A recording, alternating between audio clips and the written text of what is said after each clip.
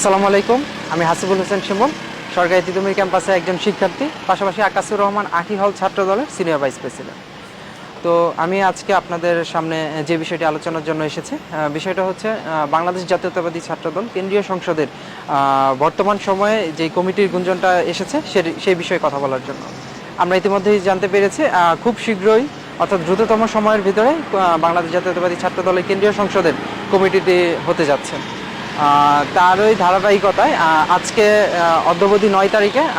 দেশের নায়ক জনাব তারেক রহমান, অর্থাৎ বর্তমান বাংলাদেশের প্রধানমন্ত্রী জনাব তারেক রহমানের সাথে বাংলাদেশ জাতীয়তাবাদী দল, ছাত্র দল, স্বেচ্ছাসেবক দল এবং যুব দলের আজকে একটি সভার আয়োজন করা হয়েছে, যেখানে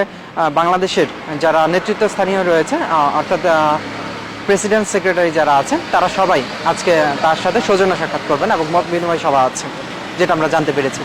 তো আমরা বাংলাদেশ জাতীয়তাবাদী ছাত্র দলের একজন কর্মী হিসেবে আমরা বর্তমানে যেহেতু কমিটি হচ্ছে, সেই ক্ষেত্রে আমরা বলতে চাই, আমরা জাতীয়তাবাদী ছাত্র দলের কেন্দ্রীয় সংসদে এমন একজনকে বা এমন যোগ্য নেতৃত্ব আমরা চাচ্ছি, যারা হচ্ছে বিগত সময় আন্দোলন সংগ্রামগুলোতে যেমন ভূমিকা রেখেছে, পাশাপাশি বাংলাদেশ জাতীয়তাবাদী ছাত্র দলের পক্ষে কাজ করার পাশাপাশি তারা ভয়েস রেজ করেছে, ঠিক আছে। তারা বিভিন্নভাবে তাদের কণ্ঠস্বর, পাশাপাশি তারা হচ্ছে রাজপথে যেমন সক্রিয় অবদানটা রেখেছে, আমরা তাদেরকেই এমন যোগ্য নেতৃত্ব চাচ্ছি যারা বাংলাদেশ জাতীয়তাবাদী ছাত্র দলের ভ্যানগার্ড হিসেবে কাজ করেছে এবং দেশনায়ক জনাব তারেক রহমানের ভ্যানগার্ড হিসেবে ম্যাডাম বেগম খালেদা, প্রয়াত প্রধানমন্ত্রী দেশনেত্রী বেগম খালেদা জিয়ার ভ্যানগার্ড হিসেবে কাজ করেছে, যারা জিয়া পরিবারের বিশ্বস্ত, আমরা তাদেরকেই হচ্ছে বাংলাদেশ জাতীয়তাবাদী ছাত্র দলের কেন্দ্রীয় সংসদের যোগ্য নেতৃত্বে দেখতে চাই। তো এই বিষয়টি যদি আমি লক্ষ্য করি, সেক্ষেত্রে আমি বলতে চাই, আমাদের সাবেক ডাকসুতে যারা ছাত্র দলের প্রতিনিধিত্ব করেছে, যেমন আমরা বর্তমান সময়ে দেখেছি আবিদ ভাই আমাদের হচ্ছে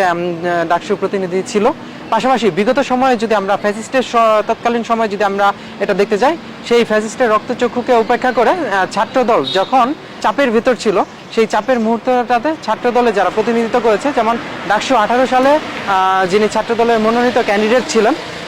ভিপি ক্যান্ডিডেট, তিনি হচ্ছেন জাতীয়তাবাদী ছাত্রদলের প্রাণভোমরা ডাকসু 18 মোস্তাফিজুর রহমান ভাই, যার সুনির্দিষ্ট দিক নির্দেশনা, পাশাপাশি হচ্ছে তার যে ছাত্র নেতৃত্বের যে মেধা, তার যে গুণাবলী, সেটা দেখে আমরা খুবই মুগ্ধ হয়েছি। কারণ তৎকালীন সময় ফ্যাসিস্টের বিরুদ্ধে দাঁড়িয়ে তিনি তার যে কণ্ঠস্বরটা সকলের সামনে উন্মোচন করেছেন, কিংবা তিনি যে ভয়েসটা রেজ করেছেন, সেটা সত্যি প্রশংসার যোগ্য। শুধু যে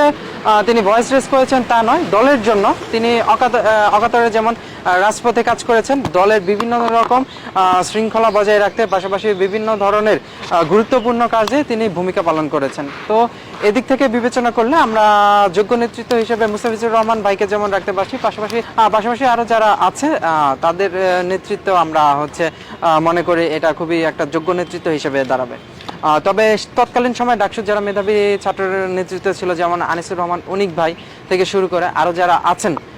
আমরা মনে করি জাতীয়তাবাদী ছাত্র দলে তাদের বর্তমান সময় যদি তাদের সুযোগ করে দেওয়া হয়, এটা বাংলাদেশ জাতীয়তাবাদী ছাত্র দলের জন্য একটা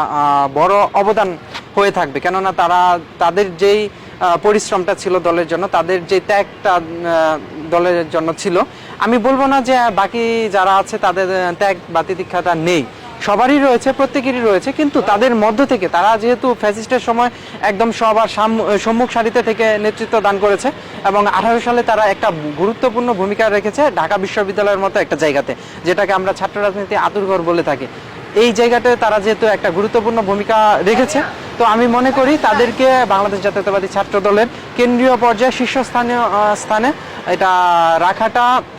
আমার মনে হয় সমীচীন হতে পারে। তবে এটা যেহেতু বাংলাদেশ জাতীয়তাবাদী ছাত্র দলের অভিভাবক হিসেবে জনাব তারেক রহমানের সিদ্ধান্ত হবে এবং যারা বিএনপি নীতি নির্ধারণী পর্যায়ে রয়েছে তাদের সিদ্ধান্ত হবে, আমি তাদের সিদ্ধান্তকে অবশ্যই সাধুবাদ জানাই। তবে আমি মনে করি যোগ্য, সৎ, মেধাবী এবং ক্লিন ইমেজ হিসেবে যারা ডাকসুতে নেতৃত্ব দান করেছে, ডাকসুর পাশাপাশি আরও বিভিন্ন বেসরকারি বিশ্ববিদ্যালয় রয়েছে, বিভিন্ন ইউনিভার্সিটি রয়েছে, জগন্নাথ রয়েছে, জাহাঙ্গীরনগর রয়েছে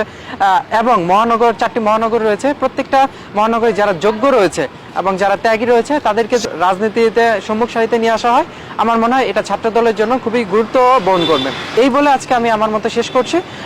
ধন্যবাদ সকলকে। আসসালামু আলাইকুম।